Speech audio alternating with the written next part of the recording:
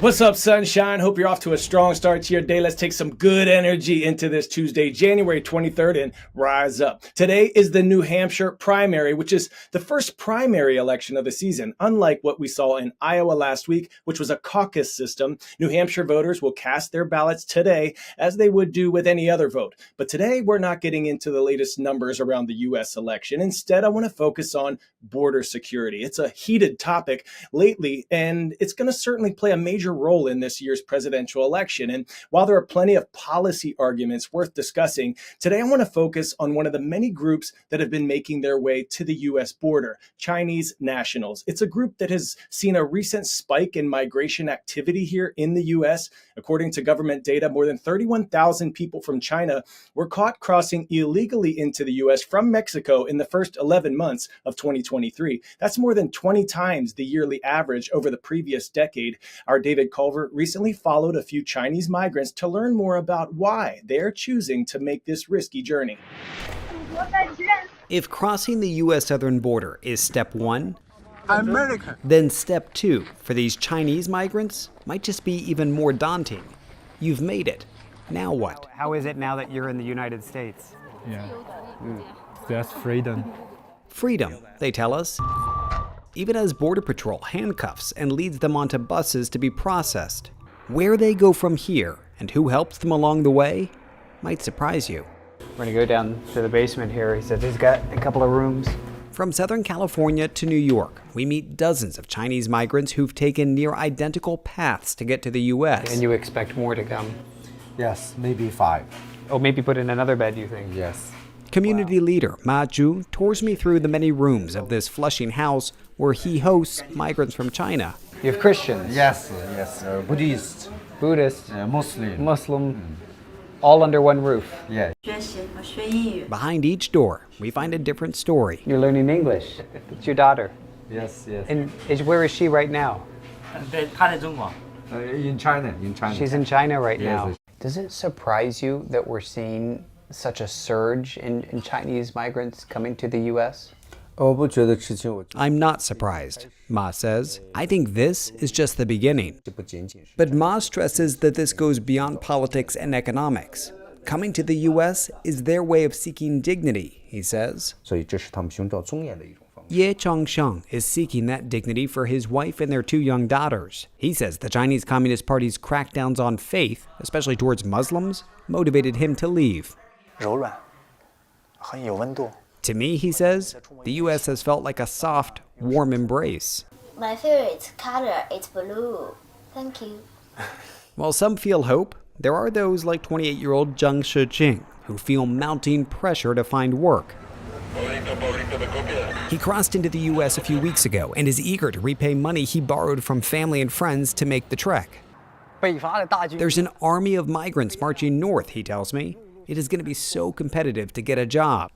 He sees the migration influx as added career competition. He looks to those who've come before him, like Wang Chun, in the U.S. now for more than a year and a half. After flying to Ecuador in the spring of 2022, Wang then rode motorcycles, buses, and boats to get to the U.S.-Mexico border, eventually making it to Los Angeles with a dream to become a truck driver. Where do things now stand for you legally here? Wang tells me today he is part of the overwhelming backlog of U.S. asylum cases, but it's not stopped him from building a life here. I've got a work permit, driver's license, and social security number, he tells me. Adding, we work hard and pay taxes. We're not a burden. While Wang is waiting to plead his asylum case in court, he's now legally working as a truck driver. His focus? On the road ahead. Yet behind him, there are thousands from China and elsewhere determined to reach their American dream. India's Prime Minister Narendra Modi presided over the inauguration of a newly built Hindu temple in the city of Ayodhya. But it's coming under controversy as critics say this temple was constructed on the site of a 16th century mosque destroyed by Hindu nationalists in the early 90s. CNN's Vedika Sood has more for us from India. This temple nearing completion in India's holy city of Ayodhya has divided the nation. Built on contested land, the construction of the Ram Mandir is said to have cost about $180 million and is seen as a political win for Indian Prime Minister Narendra Modi. It's also widely expected to help him secure a historic third term in office later this year. But why are these 1.12 hectares of land so controversial? To understand, we need to go back hundreds of years. In the 16th century, the land was home to a mosque, the Babri Masjid. But Hindus believed this site is where Lord Ram, one of the most revered deities in Hinduism, was born. They say the mosque was built on the ruins of an old Hindu temple. As the dispute escalated in the 19th century, authorities sealed the mosque to both Muslims and Hindus. In the early 1980s, a group of Hindu nationalist organizations, which included Modi's Bharatiya Janata Party, started a movement to build a new temple at the site.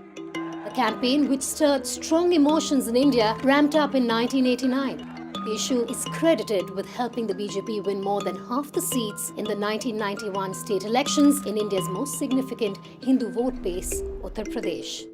1 year later, right-wing Hindu mobs stormed the site and demolished the mosque. It sparked some of the worst violence in India since its independence, with more than 2,000 people killed in riots around the country.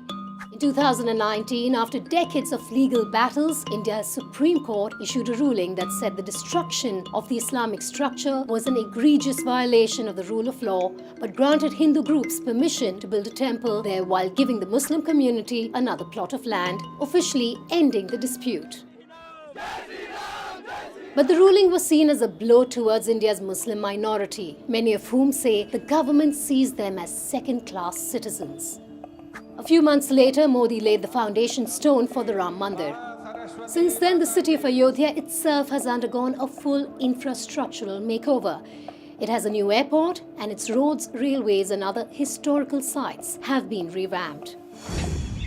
Pop quiz hot shot. At what temperature does water freeze? 0 degrees Fahrenheit, 21 degrees, 32 degrees, 45 degrees Fahrenheit.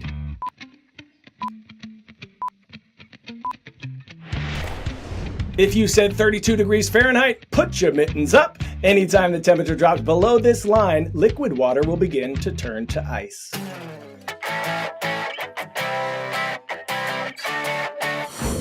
Inspiration struck for photographer Joe Chawanek when temperatures in Alberta, Canada fell close to 50 degrees below zero. This Frozen in Time series captures what it looks like when cold weather keeps creative folks all cooped up. CNN's Jeannie Mose has more. When it's 40 or 50 degrees below zero, you can't blame a guy for taking boiling water and blowing off a little steam, watching it instantly turn into snow and ice. But photographer Joe Chawanek of Alberta, Canada, got a kick out of seeing what other people did. How cold is it? Cold enough to use a banana to pound a nail. Cold enough to beat a frozen shirt like a drum. To turn jeans into a battering ram. So Joe decided to do his own game of, you froze your what off? The next one was the plate of ramen noodles. In 60 seconds, the boiled noodles were frozen stiff. Frozen in Time. The Frozen in Time series, I guess I'm calling it. The next experiment involved placing an egg on a couple of straws and cracking it open. Forget hard-boiled, we're talking frozen solid. My neighbors were looking out the window and thought I was crazy. And finally, there was something charming, make that Charmin, about what the severe cold did to toilet paper. People should make the best of the conditions they're in. All right, we couldn't leave you today without my favorite part of the show, giving shout outs to all of you who make our show the best 10 minutes in news.